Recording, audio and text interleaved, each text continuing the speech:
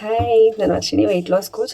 So ನಾನು ಈಗಾಗಲೇ ನಿಮಗೆ 4 ಪಿಲ್ಲರ್ಸ್ ಬಗ್ಗೆ ಹೇಳಿದ್ದೀನಿ. ಸೊ ಈಗ 5th pillar. So 5th pillar ಬಂದು ಪಾಸಿಟಿವ್ ಮೈಂಡ್ಸೆಟ್.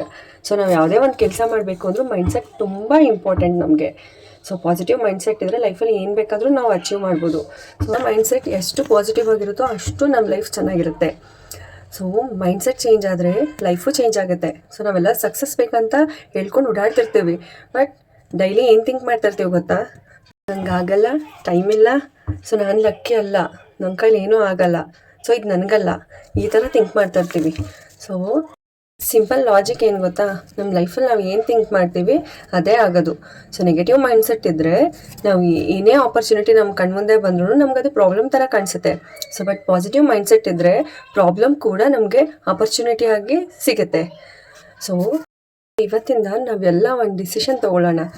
ಕಂಪ್ಲೇಂಟ್ಸ್ ಬೇಡ, ನೆಗೆಟಿವ್ ಬೇಡ, ಸೊ ಎಕ್ಸ್ಕ್ಯೂಸಸ್ ಬೇಡ. Positive mindset, positive thinking, life going to be positive. So ಯಾರೆಲ್ಲರಿಗೂ ಪಾಸಿಟಿವ್ ಥಿಂಕಿಂಗ್ ಹೆಂಗೆ ನಾವು ಸೆಟ್ ಮಾಡ್ಕೊಳ್ಳೋದು, ಲೈಫ್ನ ಹೆಂಗೆ ಚೇಂಜ್ ಮಾಡ್ಕೊಳ್ಳೋದು ಅನ್ನೋ ಇಂಟ್ರೆಸ್ಟ್ ಇದ್ದರೆ ನನಗೆ ಮೆಸೇಜ್ ಮಾಡಿ. Thank you.